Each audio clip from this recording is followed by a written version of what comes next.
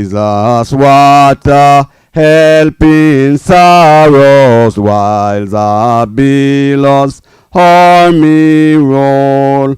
Even when my heart is breaking, is my comfort, help my soul. Alleluia, what a Savior. Alleluia, what a friend. Saving, helping, keeping, loving, He is with me to the end. Jesus, I do not receive Him, more than all in Him I find. He has granted me forgiveness. I am His and He is mine. Alleluia, what a Savior. Alleluia, what a friend. Saving, helping, keeping, loving, He is with me to the end. Amen. Amen. Elder, or young Elder Wilson.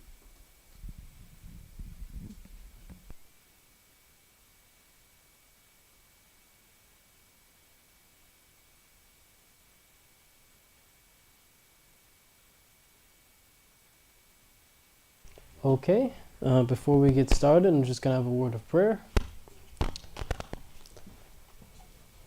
Dear Heavenly Father, Lord, as I come before you this night, Lord, I just ask that your presence will be with me, with my words, Lord, to guide and direct me as I present your truth, Lord. Lord, that we all might know more about our bodies, Lord, might know more about just the world that you have given us and how you want us to live in it and to glorify you. Thank you. In Jesus' name, amen. Okay, so today our subject is going to be the mind and the stomach, mainly talking about acid reflux and gastric ulcers. But before we even get into that, we need to have the foundation. So, Psalms 39, 1-3. I said, I will take heed to my ways, that I sin not with my tongue. I will keep my mouth with a bridle, while the wicked is before me. I was dumb with silence, I held my peace even from good, and my sorrow was stirred. My heart was hot within me, while I was musing the fire burned. Then spake I with my tongue. So David says that there's these wicked people doing wicked stuff before him, and it's messing him up. He's getting really disturbed. He wants to say something, but he's like, no, I'm not going to say anything. I'm just going to hold my peace. Not even from saying any good things. He's just going to say, I'm not going to say anything. But while he did this, he says that his heart was hot within him. It's like fire in his chest, basically. And we're going to see how this is going to be really relevant as we keep talking. How the mind can affect the body and vice versa. So, what is acid reflux? When you swallow, a circular band of muscle around the bottom of your esophagus, called a sphincter, relaxes to allow food and liquid to flow into your stomach. Then the sphincter closes again. The gastroesophageal reflux disease, or GERD, also called as acid reflux, occurs when the sphincter relaxes abnormally or weakens. Stomach acid can flow into your esophagus, and this constant backwash of acid irritates the lining of your esophagus, often causing it to become irritated. So basically, in your esophagus, there is like a door, as it were, that stops food from coming back up. But that can get damaged or stop working properly, and then the acid that's what's in your stomach comes back up your esophagus. And it doesn't feel good. It's going to really feel very uncomfortable. But mind you, this acid that's in your stomach can melt carpet. It eats food, so of course it can break down whatever you eat. That stuff is really hot, as it were. It's acid. It's literally acid in your stomach. So that's going to cause some symptoms. A burning sensation in your chest, heartburn, usually after eating, which might worsen at night. Chest pain, difficulty swallowing, regurgitation of food or sour liquid, sensation of a lump in your throat. Someone with acid reflux will feel like they're having a heart attack. So a lot of people, they'll go to the hospital thinking they're having a heart attack, and what's really going on is they're having acid reflux. Common factors that aggravate or cause acid reflux include eating large meals or lying down right after a meal, being overweight or obese, eating a heavy meal and laying on your back or bending over at the waist, snacking close to bedtime, drinking certain beverages such as alcohol, carbonated drinks, coffee, or tea, smoking, being pregnant, taking aspirin, ibuprofen, and certain muscle relaxers or blood pressure medications. So a lot of these things can aggravate the condition, they can cause the condition. So these are things you're going to have to look out for. Okay, so what are peptic ulcers? Peptic ulcers are open sores that develop in the inside of the lining of your stomach and upper portion of your small intestine. Stomach ulcers occur when the small thick layer of mucus that protects your stomach from digestive juices is reduced. This allows the digestive acids to eat away at the tissues that line the stomach, causing an ulcer. So in your stomach, again, that acid that can melt a carpet into nothing is in your stomach. And so your body has like a mucus that protects your stomach from having that happen. Your stomach isn't affected. But by different things we do, and also by a virus, that layer can start to break down, and that's going to cause peptic ulcers. There's going to be a sore that's going to develop in your stomach. Types of peptic ulcers include gastric ulcers that occur in the inside of the stomach, and duodenal ulcers that occur in the inside of the upper portion of your small intestine.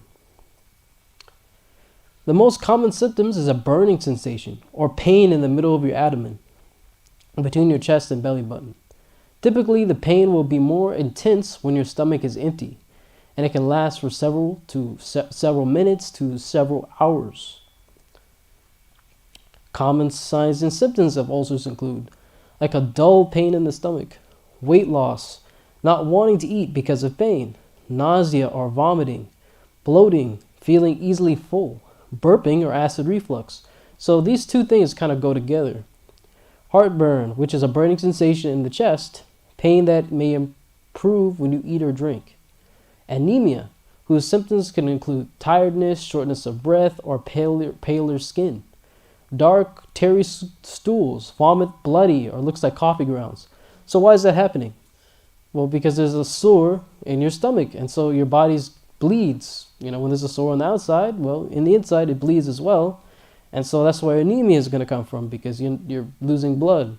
And it's going to have dark stools because that blood's going to go into, you're going to, in your digestive system, and when it comes out, it's going to make your stool brown or really dark. Okay. Causes, triggers for a peptic ulcer. Different factors can cause the lining of the stomach, the esophagus, and small intestine to break down. These include Helicobacter or H. pylori, a type of bacteria that causes a stomach infection and inflammation. Frequent use of aspirins, ibuprofen, Advil, and other anti-inflammatory drugs, risk associated with this behavior increases in women, people over 60. So there's like a virus and also frequent use of different drugs. Now, some people might think, okay, I got a peptic ulcer, let me drink some milk. That makes it soothe, it might have a soothe the pain, but dairy milk may temporarily soothe ulcer pain because it coats the stomach lining, but milk also causes your stomach to produce more acid and digestive juices, which can make ulcers worse. So that's not a good solution, is to drink milk, because it just going to make it worse. Now, there's something else we need to think about here, because this program is the stomach and the brain. So how does this all connect with the brain? How the gut and the brain communicate has fascinated us for centuries. The gut-brain axis transforms information via the vagus nerve from food to feelings.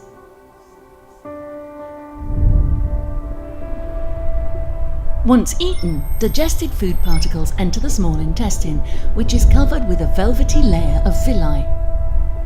Each villus is lined with a single layer of epithelium.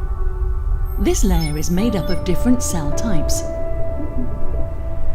One of them, the enteroendocrine cell, is unlike the others. It is our gut sensor. In addition to communicating through hormones, we discovered that enteroendocrine cells also synapse with nerves, including the vagus nerve. We call those enteroendocrine cells synapsing with nerves neuropod cells. They sense and react to their environment. They sense mechanical, thermal, and chemical stimuli such as nutrients or bacterial byproducts in the gut lumen.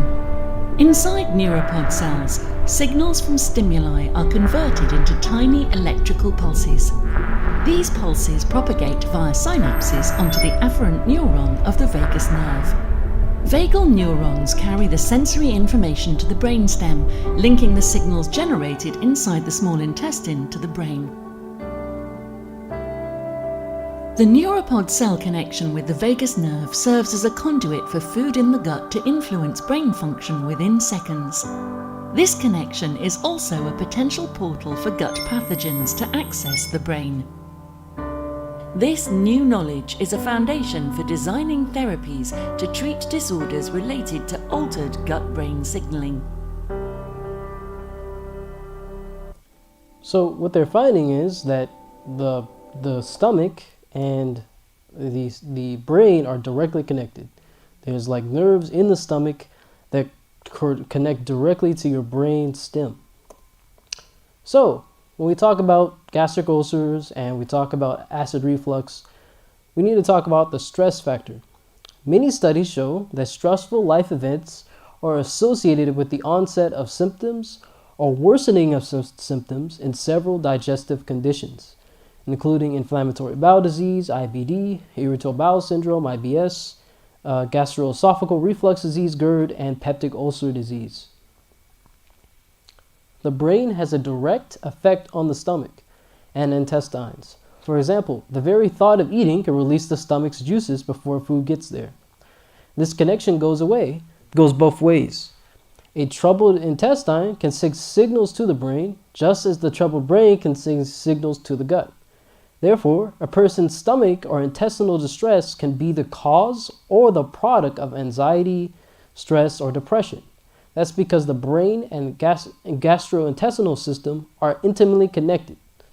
So, what you do to the stomach affects the brain. What the brain does affects the stomach. But the last sentence should really sound familiar to us because it says, these systems are intimately connected. Now that language should remind us of something, so just keep that language stored in your brain. Okay, so intimately connected. That should sound familiar. So we'll come back to that. A connection between stress or anxiety and acid reflux and peptic ulcers. Often those with acid reflux or peptic ulcers experience increased symptoms during stress or anxiety. Anxiety may reduce pressure in the lower esophageal sphincter, which is the band of muscle that keeps the stomach closed and prevents acid from leaking into the esophagus. Stress, responses, and anxiety may cause long-lasting muscle tension. If the effects of the muscles around the stomach, if this affects the muscles around the stomach, it could increase pressure in this organ and push acid up. High anxiety levels may increase stomach acid production. In some cases, people with anxiety who had the same number of acid reflux episodes as other people without anxiety rated these episodes as more severe. So basically they said people with anxiety or stress, they said that even if it was like the same amount of acid in their stomach, they felt it more. It was more painful. And we'll get into that more. People with GERD who experience chest pain had significantly higher levels of depression and anxieties than those who did not have the pain in this part of the body. The study authors also suggest that people may associate symptoms such as chest pain with other more serious conditions, increasing their anxiety about these symptoms. So having heartburn feels like having a heart attack. Having a heart attack makes you really stressed. And if you're really stressed, that's going to make your acid reflux worse, which is going to make you more stressed. And it's just going to keep going on around and around. What about mental illness and the stomach? Where we sit right now in history is right at the cusp of a complete paradigm shift in how we think about mental wellness. If we had a problem that we perceived here, it seemed like it made sense that it was in the brain and we should target the brain. And that's what we've been doing for the last 100, 200 years. What we're realizing now is that maybe that isn't our primary target. And what we're seeing here in the brain is a secondary effect of something else that's happening in the body. And what we've just learned in the last 5 to 10 years is that yes, that is a secondary effect. The primary effect, and therefore the primary target, is in the gut. That's the second brain. That's where we have 100 trillion bacteria in our intestines. That number is more than there are stars in the galaxy, in the Milky Way. So the gut microbiome makes more serotonin than the brain does. That's the feel-good neurotransmitter. It makes more dopamine than the brain. In order for these neurotransmitters in the gut to have their effect in the brain, they have to be able to communicate with each other. And they do that through chemicals that the gut makes, chemicals that the bacteria make, that travel throughout the body, that signal through the nervous system, that signal through the immune system. This idea of the gut-brain axis, targeting the brain, but targeting the second brain in the gut, and then targeting the communication network between them, that axis, that's really the forefront of medicine these days, and the forefront of science, and the forefront of how we're going to actually get ahead of all of these mental wellness issues and have a benefit in people's lives. So, mental illness, all that stuff we're seeing today, people having more depression and suicide and all these different things. Maybe it could be because of the things they're eating today, which is making things a lot worse. So everything is connected. But that should ring a bell. Remember that quote from earlier? That's because the brain and the gastrointestinal system are intimately connected. Now, does that remind you of anything that you've ever heard before? Does that ring a bell at all? Should sound familiar. Oh, well, okay, Genesis, that's true. But there's something that uses that exact language. So we're just going to read the quote. The relation that exists between the mind and the body is very intimate. When one is affected, the other sympathizes. The condition of the mind affects the health to a far greater degree than many realize. Many diseases from which men suffer are the result of mental depression, grief, anxiety, discontent, remorse, guilt, distrust. All tend to break down the life forces and to invite decay and death. Disease is sometimes produced and awfully greatly exaggerated by imagination. Many are lifelong invalids who might be well if they only thought so. Many imagine that only slight exposure will cause illness, and the evil effect is produced because it is expected. Many die from disease, the cause of which is wholly imaginary. So in the video we just watched, they said, oh, we're just realizing that this is a good connection between the mind and the stomach. They've just figured that out.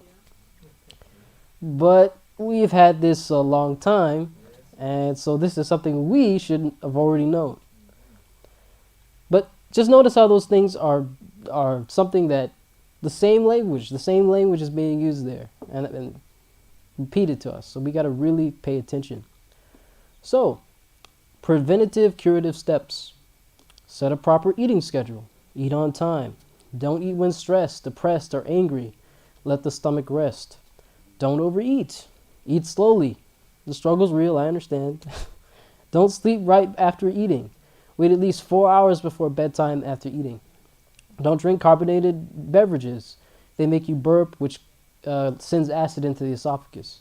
Weight loss. Excess weight increases abdominal pressure, which makes stomach acid backflow or worse. Habits that need to be changed. Some other things: eliminate spicy foods, eliminate alcohol, eliminate dairy products. So we're talking about like the actual spices. You know, you can use cayenne pepper for medicinal purposes, but you know, those like black pepper and all that stuff, you need to really watch out for those things. Nutrition. High fiber foods such as fruits, vegetables, grains reduce acid reflux due to the largely fiber qualities as a digestive aid. Fiber absorbs liquid in the digestive system, which prevents the displacement of the stomach acid. So plenty of fiber, plenty of vegetables. Broccoli sprouts contain compounds which kill H. pylori. So that's something you need to add to the diet. Okra, it fights H. pylori and may protect against intestinal ulcers because it's slimy, so that makes sense.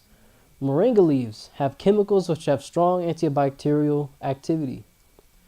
Peppermint and chamomile teas are anti-inflammatories that can soothe your ulcer pain and encourage healing, have antimicrobial, antioxidant, and anti-inflammatory and immune-stimulating activity. Lemongrass essential oils fights H. pylori, and the combination of peppermint oil and caraway oil can reduce symptoms. Carrot seeds, clove, manuka, and lemon oils may help as well. So, all different things that you can use. If you don't have peptic ulcers yourselves, you don't have acid reflux yourselves, just things you can share with other people. Other remedies: papaya enzymes, probiotics, honey, cranberry juice, potato juice. Just different things there. Cabbage juice, and this is the one that's really important. Cabbage is a popular natural ulcer remedy. Doctors reportedly used it for decades before antibiotics were available to help them heal stomach ulcers. It's rich in vitamin C, an antioxidant shown to help prevent and treat H. pylori infections. Ginger. Ginger is rich in antioxidants and chemicals that may provide several medicinal benefits. Its phyllonic compounds are said to relieve gastrointestinal irritation and lessen gastric contractions. This means ginger can reduce the likelihood of acid flowing from your stomach back into your esophagus. Ginger can also reduce inflammation. They found that participants taking ginger supplements have reduced inflammation markers within 1 month. So this is another thing, ginger. Look into that. Add that into your diet. Ginger may also reduce nausea, prevent muscle pain, and ease swelling. Ginger may be peeled, then grated, sliced, diced, or shaved to use when cooking. It may be eaten raw, steeped in water to make green ginger tea, or put in salad. So just different things you can add and try. Stress. Stress can also deplete the production of substances called prostaglandins, which normally protect the stomach from the effects of acid. This could increase your perception of discomfort. Stress coupled with exhaustion may present more body changes that lead to the increased acid in the stomach. So what does that mean? You're going to need genuine trust and reliance in God will lead you to reduce stress, which will relieve the pain and symptoms of peptic ulcers and acid reflux, allowing them a chance to heal. So out of everything, that's something going to have to be the foundation that you're going to have and have to get into the country, get out the city. Those are different things too. At least go on a walk in a park. Have those times where you can relax and unfill your mind with all the other things that are stressing you out to have a peaceful devotional life with God. So, how to reduce stress and anxiety in your life. Proverbs 3:5-8. Trust the Lord with all thine heart, and lean not to thy own understanding. In all thy ways acknowledge him, and he shall direct thy paths. Be not wise in thy own eyes. Fear the Lord and depart from evil. It shall be health to thy navel, which is around the stomach, and marrow to thy bones. So if you will put confidence in God, he will supply the healing both mentally, physically, and spiritually. So this is what you need. So accept Christ into your life, and the fire which is ignited within your belly will be put out by the water of life. And we have this promise, John 7:37-38. In the last day, the great day of the feast, Jesus stood and cried, saying, If any man thirst, let him come unto me and drink. He that believeth on me, as the scripture hath said, out of his belly shall flow rivers of living water. So, if you got acid reflux, if you got peptic ulcers, you got any other condition, that's where you're going to have to go to find relief, to find peace and tranquility. I hope this has been a blessing and that you've been able to just learn a few things. And that's all I have for this evening.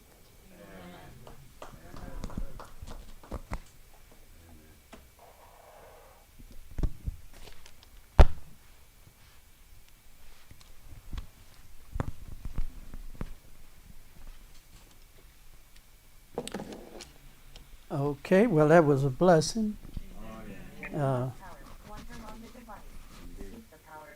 Now this is the time for you to ask some questions about the related subject or any particular subject that may be on your heart. Yes, use the mic if you have that.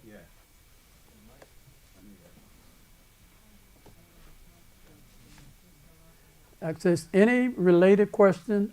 It can be any question you want. We'll try to address it. Yes. Concerning the coating of the stomach, and it was said that that cow milk or dairy milk can be used, but it's temporary relief. Yes. Correct. So what about coconut milk? Could Coconut that milk help? won't necessarily. It's not the best option. Okay. Let me explain something to you a little bit. Yes. It works a lot better than cow's milk, yes, even almond milk. But I would say probably the coconut milk would probably be better than almond because the protein is the problem. When you eat protein, your body automatically make gastric juices, which call pepsin and hydrochloric acids. The hydrochloric acid and pepsin help break down protein. The only thing in your stomach that is digested is protein. Fat and carbohydrates are not digested in the stomach. So any protein that you put in the stomach going to increase gastric secretion. Now, furthermore, your body actually have a natural protection. It's called antipepsin. Antipepsin. When you eat, your body will secrete a solution that naturally coats your stomach, and it's alkaline.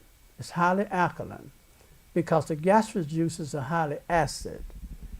If you do not produce enough of that alkaline coating, you will burn a hole in your stomach because the hydrochloric acid would digest raw meat.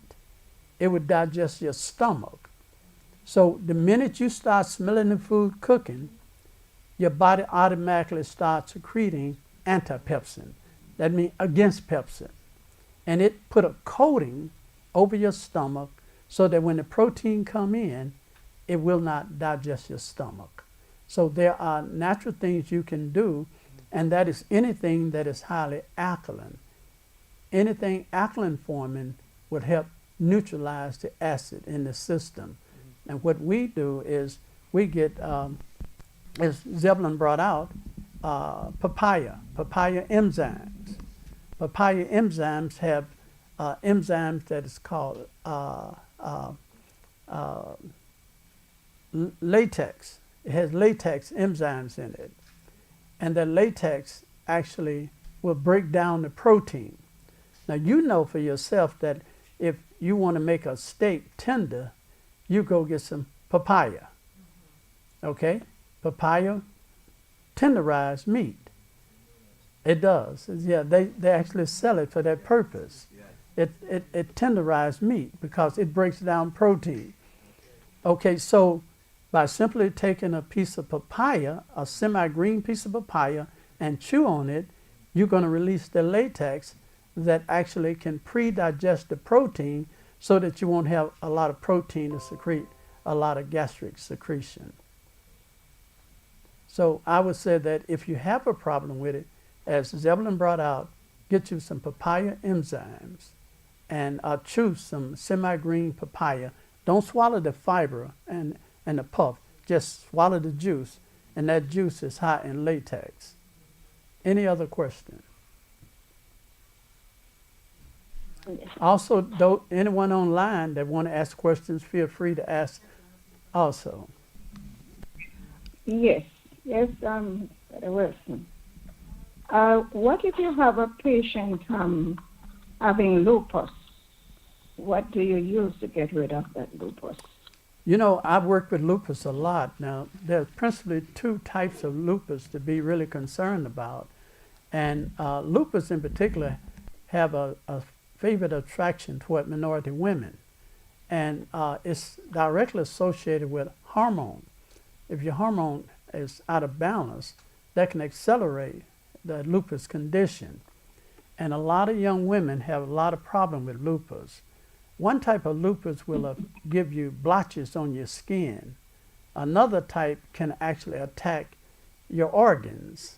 Lupus is an autoimmune condition. So it can attack your kidneys, it can destroy your kidneys. It's a very dangerous disease. And so the way we're able to control lupus is to get those hormones back in balance. And then we get herbs such as astragalus, green tea, reishi. These herbs are very powerful and can help your body's natural immune system so that your body will not actually end up attacking. Now let me try to explain it. An autoimmune condition is simply a condition where your immune system cannot recognize you, a portion of you, some of your tissue, or some of your cells. It don't recognize it because it don't have a type of protein that's identified with you. So if your immune system find a cell or tissue in your body that do not have the particular type of protein that's identified with you, your body going to try to reject it. A good example, if you go get a kidney transplant and that's somebody else's kidney, your body going to try to do what? Reject it, because it do not recognize the protein of that transplanted kidney. The same thing happens when you have lupus. For some reason, there is some portion of your body that's not identified, and so it will attack it. That's called autoimmune. It produces inflammation, and that can be very painful and destructive to organs. So what we try to do is to neutralize those abnormal phagocytosis or white blood cells. We try to neutralize them. At the same token, we try to strengthen their healthy immune system to overcome lupus. For the person that's asking about lupus, I'll be more than happy to get you a program. I will get you a program either to Sister Walker or Sister Campbell, and then they can get that program to you to deal with lupus. Now let me ask you some questions. The person you're talking about, are they having problems with their skin? Are they having problems with their joints? Are they having problems with their organs? The joints and the kidney. I know what type they have then. That's a serious type. So what we will do is I will get a program to Sister Walker or Sister Campbell, one of them, and then they can get that program to you. Now, if you need any assistance in that, then we also develop a treatment kit. It's a self-treatment kit that we package it up, we make everything, we put instructions in it, we ship that to you, and you just simply follow the information, and you can treat yourself with it. If you have a problem doing that, we furnish a medical missionary nurse that will come here, wherever that person is. They will live with them, and they will treat them out of their own home. Okay. I can. Thank you. I'll do that. Thank you. Yes. Regarding using ginger, is that safe for hypertensive people? It is. Ginger is no problem at all because ginger is a blood thinner. It's one of the better blood thinners. There's three major blood thinners. It's called garlic, onion, and ginger. Ginger is actually the strongest of the two. So you need that because it keeps your blood from clumping together and it keeps your blood thin. A lot of times with hypertension, your blood may be too thick, and that could cause your heart or cardiovascular system to work too hard. So yes, I give ginger, garlic, and onion in combination together to deal with hypertension. Because sometimes when I have something with ginger in it, I tend to get like palpitations and stuff. Well, that don't necessarily mean that the ginger is bad. It means that you may have a problem with ginger. There are certain allergic reactions people can have with broccoli, with carrots, with onions. You know, we all can have a reaction to particular foods. You may be having a reaction to ginger. But typically, ginger is a food you would give to a person with high blood pressure. Now, if you're getting palpitation, then, you know, I would look into and see what is the reason for that. I don't necessarily think that ginger is raising your pressure. I think that you're probably having a reaction to the ginger itself. But if you're having a problem with hypertension, what you should do is to get you a raw eggplant. You should get you a raw eggplant, and you should cut it up and mix that in about 2 quarts of water, spring water. It have to be not distilled water, spring water. We're going to demonstrate how to do this. 2 quarts of spring water, and you want to put about 3 bulbs of garlic, chop about 3 bulbs of garlic in it. And then you can put 1 ounce of ginger in it and let that set on your table overnight. Put it in the refrigerator for 2 days and drink 2 ounces of that 3 times a day. If you stop eating salt, this will bring your blood pressure to normal, or it may take it too low. As you drink it, you monitor it. If your pressure starts dropping too low, stop drinking it, because it will have a tendency to give you low blood pressure. Any other question? Yes. What is good for seizure? Seizures. And I'm glad you asked that question, because seizures is a devastating problem that people have. And I know of several cases where people are having over 100 seizures a day, a child, over 100 a day. And I've known dogs and cats that have multiple seizures just right behind each other. And this remedy that I'm going to tell you will work on animals, and it works on humans, and it's perfectly safe. And I plan to show you that. I have a program that I'm going to go through showing you how we stop seizures coming up this week. All you need to do, you need to ascertain have the person had a head injury. If they had a head injury, then they may have scar tissue on the brain. That's a difficult one to work with, because that scar tissue could be triggering the seizures. With that one, you really got to try to dissolve those scar tissues, and that can be pretty tough to do. But if a person have not had a head injury, there's a 95% chance you can stop those seizures altogether. I don't care if they're having 200 a day. You can stop it. All you need to do is to regulate the bowels. Make sure they have 2 to 3 bowel movements a day. Then you need to get a oil extract called CBD oil, cannabidiol oil. Do y'all know what that is? The CBD oil, but there's a certain type of CBD oil. The best one that they found that worked scientifically is one called Charlotte, like Charlotte Web. Charlotte Web. You look that up. For those people that are internet savvy, look up Charlotte Web for seizures. You're going to find that it stopped children from having seizures up to 200 a day. It stopped it. And so, and it would stop it in a day or 2. Put 9 drops on the tongue, 1 to 2 times a day. Keep doing it, and that should stop the seizures.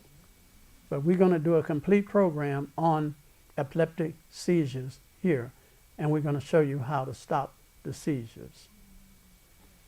Okay? Any questions? You have different type of seizure. It you have is. the one that you were just talking to someone and you just black out. You don't know where you are. Yeah. Yeah, And all of a sudden, in 5 minutes, they come back around. you have silent seizures, you have petit mal seizures, you have grand mal seizures. So there are different types of seizures. Some seizures where you pass Yeah. out, you don't know nothing. There's some seizures you just blink Right. your eyes just blink. You pass out for a second and come right back. There's some you don't even know you having, and nobody know you're having it, but you just had one. So, but the CBD oil work with all seizures, all of them. Yes. Are these seizures, or can seizures be like something spiritual? Well, 'Cause everything. since you're dealing with the physical, Yeah. so if it's spiritually affecting them, can the CBD oil still work? Everything is spiritual. You know, every disease and sickness is spiritual. Mm. That's why Zebulon was dealing with the mind. Peptic ulcers, gastric ulcers, Mm. is spiritual. It's got to do with the mind. A lack of trust in God. Mhm. So you only have two sources you can trust. That's the devil, or the devil's method, Mm. or God. And God's method is totally different from the devil's method. Right. The devil's method is taking cytotoxic drugs and contaminating your system. It's that system of using the caduceus, that like kind cures like kind. Have you ever seen that dead tree with a snake wrapped around it with its mouth open? That's the medical symbol. Do you know what that's saying? It's saying that that snake has the power to bring life to the dead tree. That's the devil. Mm. All right? God don't operate like that. So when you trust that system, you trust in a false system. But they don't deceive you. They tell you that you ask them, doctor, will this heal me? It would help you. It would bring ease. It'll extend your life. But you are so subliminally deceived that when you hear that, you said, this doctor really going to help me. But he's simply telling, I can extend your life. I can make things a little better for you, but I can't cure you. And if you pin them against the wall and said, will it cure me? He said, we can't do it. It is the Lord thou God that healeth thee. The devil cannot heal. So when I said that all disease, when Jesus dealt with the young people and the disciples dealt with them that had seizures, they were demoniac possessed.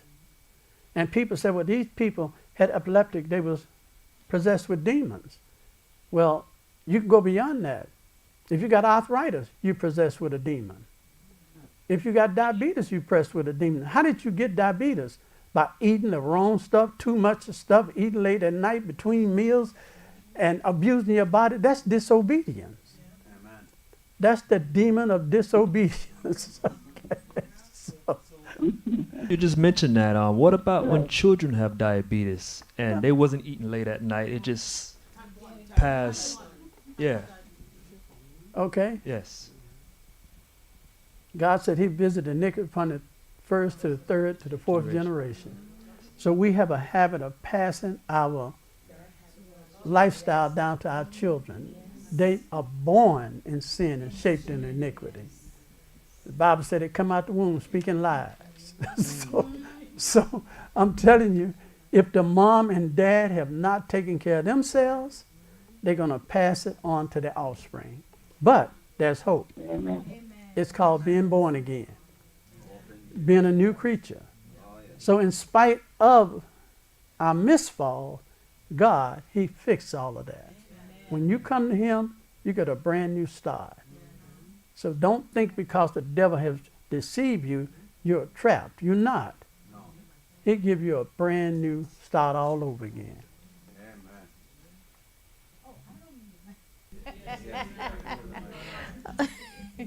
My question is for alopecia. How do you deal with that? Yeah, I work a lot with alopecia. And when I tell people I work a lot, I've been doing this for over 51 years. So Deal with everything. It's going to be very few diseases that I have not worked with. And for 51 years, I have not done nothing. I have not worked for man in 51 years. This is all I have done. Okay? So repetitively, I've went over this over and over again because this is all day to day. I've been dealing with patients today and the day before that. So, yeah, with alopecia, and there are different types of alopecia, but some you lose all your hair, some you lose some hair, some you get baldness on top of the head, come out in patches, but it's all hormone related. Now, to give you an idea what I'm talking about, when a man bald in the top of his head, that's a form of alopecia too. It's stimulated by a hormone called dihydrotestosterone. Dihydrotestosterone is a combination of a male and a female hormone. When the female hormone dominates and take over and reduce the testosterone level, man going to get bald in the top of his head. That's because the estrogen and testosterone is very irritating to the hair follicles, and he's going to get bald. So what we do, we block that hormone, dihydrotestosterone, and then we do things such as make up a tonic to encourage hair growth. We clean the scalp and we make up a tonic out of myrrh, rosemary, nettle. We make up a tonic and we massage it into the scalp. We also do an Epsom salt friction rub on the scalp to take away dead skin, and we can actually stimulate hair growth. So, but basically, to answer your question, it is hormonal related. Once we get those, normally what I do is I have them do a complete hormonal panel. I want a complete hormonal panel done, and I find out which hormone is off. And from that, I can determine how to make it grow. To give you another idea, you know, you take a female, typically they can really grow hair much easier than men. A man typically will grow hair on his face. He'll grow a mustache, a beard, no problem. Typically, a female have a more difficult time growing a beard and a mustache. Do you know the reason why? When you see a woman that have a mustache and a beard, that's from a hormonal imbalance. That means she's producing too much testosterone. All right? Too much. And so what we do, we block that testosterone, and then we can stop those hair follicles from growing so fast. So your question is hormonal based. It is. And so chemotherapy in particular mimic abnormal hormones. And that it destroys the good hormones and it mimic it. And that's why chemo knocks all your hair out. You know, you're bald head when you get a lot of chemo because it affects your hormones. But then it comes back. And they know that because if you got a hormone-driven cancer, then if they hit you with some chemo, you're going to shrink that tumor. And the reason I'm saying this is that hair is a fast-growing cell. Hair, skin, cancer is fast-growing cells. They grow fast. Chemo is designed to kill fast-growing cells. All right? Not to kill slow-growing cells. Anything fast. That's why when you do chemo, it darkens your skin. That's why it burns the skin. That's why it knocks out your hair, because it's designed to stop fast-growing cells. And those cells typically is controlled by hormones. Chemo interferes with that. But after a while, it'll come back. Those cells will repopulate and continue to grow hair again. Any other questions? Yes, Elder Wilson. Yes. How you doing this evening? The Lord is gracious. Always. I wanted to ask about turmeric and turmeric extract. Would turmeric extract be higher in curcumin than turmeric? And Also, would you say a little bit about involving turmeric in our food and lifestyle? Yes. Curcumin is the strongest medicine property of turmeric. They are twin sisters, turmeric and curcumin. But curcumin is the strongest. That's got the strongest medicine properties. That's why if you go buy turmeric and buy curcumin or curcumin, you're going to pay 4 times more for the curcumin or curcumin. You're going to pay a lot more because they know that most of the medicine properties in there. But turmeric is good. Now, when you take turmeric or curcumin, you're only going to get 10% effectiveness from it. So about 90% of it go to the waste. And this is why you don't see a major improvement in taking it. But if there's some things you can do that enhance the absorption, and you can get it to absorb up to 80% absorption instead of 10%, and that is fat. Keep in mind that turmeric is processed in the liver. You need fat. You need olive oil or some type of fat. Take it with your turmeric. And then you need a small piece of pepperin. Pepperin is made from black pepper. That increases the absorption of turmeric up to 80%. So when you buy turmeric for your arthritis, especially, it's really good for cancer. We use a lot for pancreatic cancer, but all cancer, really good. Anti-inflammatory herb. You really get the best perspective when you put a little fat in it and take about a third to half a teaspoon of black pepper with it. Then you'll get the full spectrum of it. Any other question?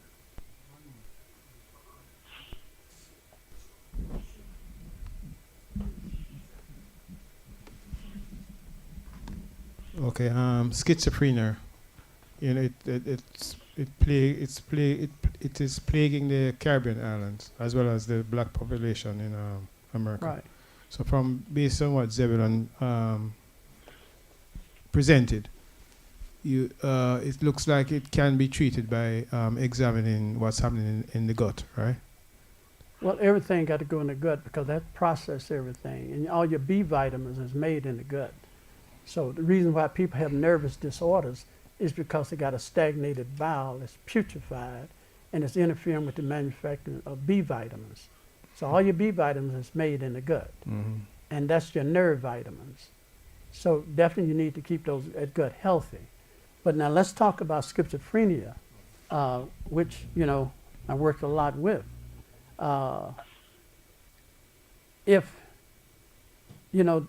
Most time they put you on psychotropic drugs, but you don't need that.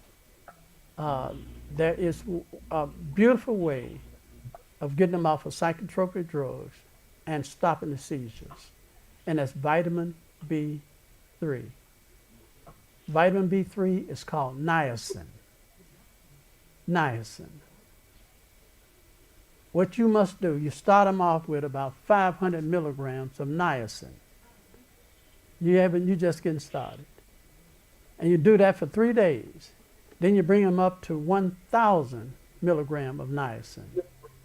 You keep adding until you get them up to 2,500 to 3,000 milligrams of niacin. The schizophrenic trace, hallucination will stop. Now I'm going to tell you something. When I take 50 milligrams of niacin, I think I'm going to die. I mean, it drives me crazy. I get a hot flashes like you've never seen in your life. But at the same token, I can give it to some, especially some women, they take 500 milligrams and they don't even feel it. If you can take 500 milligrams of niacin, vitamin B3, and don't feel it, that means you're deficient in it. Okay?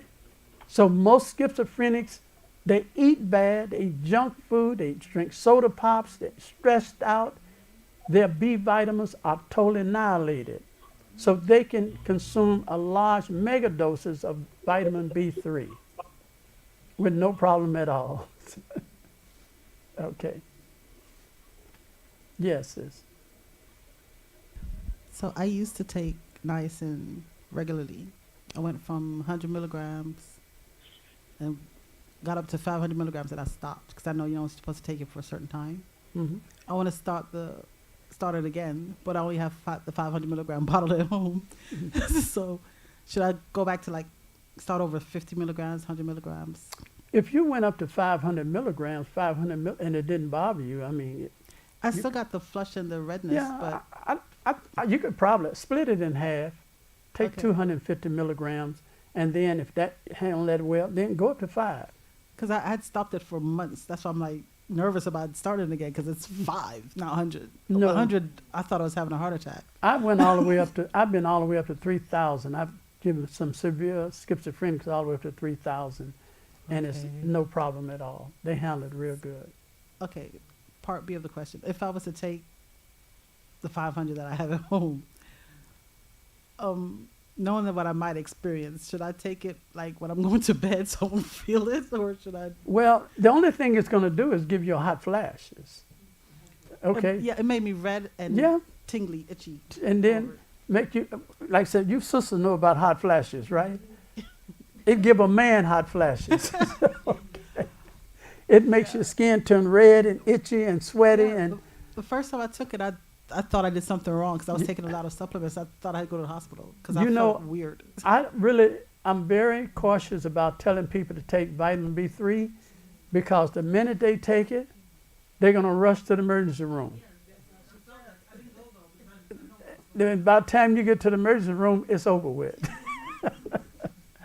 No, it's a niacinamide flush. Now, I'm going to tell you how it works. You see, this is your capillaries right here, that hole right there. And niacin causes you to dilate. It causes your capillaries to dilate. When it do that, it shoot a rush of fresh oxygenated blood through. And that's what makes you feel like that. You're not used to all that oxygenated blood coming through. Right. So anyway, it's start off and just build yourself up to it and just see how you tolerate that. Anyone else before we close? Yes. So, can we take B3 for a person who is having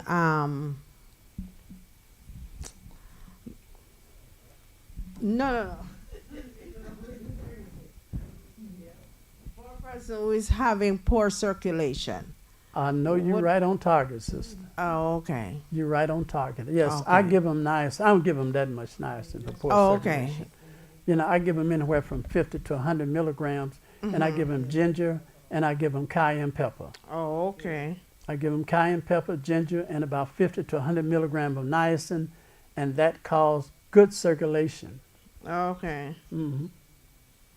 So how long should they take it though? Like, That's where it's difficult because everybody is at different levels. okay. So you do it until you see improvement, or you give it a fair trial. I always said 3 weeks to 30 days is a Oh, fair okay. trial.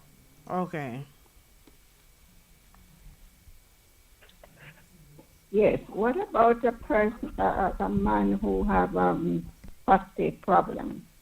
Yeah, we did a program on prostate here last week, and we went through a whole PowerPoint on that. I'm going to suggest that you make a request to get a treatment program for prostate.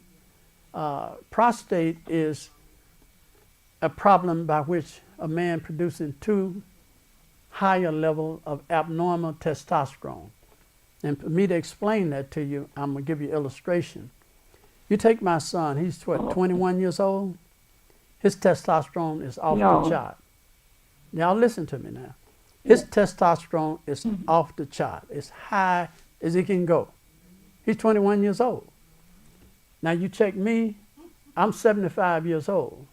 My testosterone is, no it ain't, it's off the chart. my testosterone is off the chart. Now watch this. I go to the doctor. He says, son, your testosterone is off the chart. You go out there and sow your wild oats and have as many babies you want to have. That's what the doctor tell him. He come to me. He said, Mr. Wilson, I got sad news for you. Your testosterone is too high. You probably got prostate problem. I said, well, doctor, my son, he got high testosterone, and you say he's in perfect health. I got high testosterone. You say I'm in trouble. He says, it's a difference. You see, he's got a healthy testosterone. You got dihydrotestosterone. My testosterone is mixed with estrogen. His not. He's got about 10% estrogen in his body. I may have 30 or 40% or 20% estrogen in my body. As my estrogen increases, it what? Drops my good testosterone, but it raised my bad testosterone. Okay, so that's what happened. So you got to make sure that men, if a man don't want to have problem with it, get plenty of exercise. Exercise will make you build healthy testosterone. If a man notices that he's getting a big belly, he's losing, his breast is getting big, his muscles is soft and flabby like a woman, he is being transformed into a woman, not mentally, but physically. He don't have the strength. He don't have the strength he used to have. That's because he do not have that male testosterone to give him stamina. And so, but if he exercise, eat healthy, then he can maintain the same strength that he had when he was a young man. Okay? And if he's suffering from impotence, there's no reason why a man 80, 90 years old should have a problem with impotence. Shouldn't have it. There are men over in Hunza land, and I've been over there in Hunza, over in northern part of India. Women are still having babies at 85 and 90 years old, and the Hunza men are still producing babies at over 100 years old. And it's because their lifestyle. They eat plenty of apricots, they drink good spring mountain water, and they work hard. Is that right? So it's no excuse that a man cannot take care of his duties because he's getting old. I'm just going to tell you, brothers, just forget that excuse. What was that? You're going to have to use the mic. I said our water is poison. I know. We're not getting the good water. Well, but you can make some. You can make some difference. You know, you can actually get you some nice water and squeeze some lemon juice in it. That alkalizes the water. Amen. So, I mean, it won't be perfect, but it's better than this tap water you're drinking. But the biggest stumbling block for us is lack of exercise. Eating healthy. We eating food, empty calories, food that make us gain weight and not strength and stamina. So I want to thank y'all so much. We're going to stop on time, and I appreciate the people coming out. And tomorrow we're going to be we're going to start our series on breast cancer. We're going to deal with triple negative. And then the next time we're going to deal with hormone estrogen driven. And then we're going to look at HER2. So I'm going to be covering them, and we're going to go through how we can deal with these problems. And breast cancer is a big problem. I work with it today. It's just devastating to see what's happening to our sisters. So anyway, we'll be going over that tomorrow. Breast cancer, okay?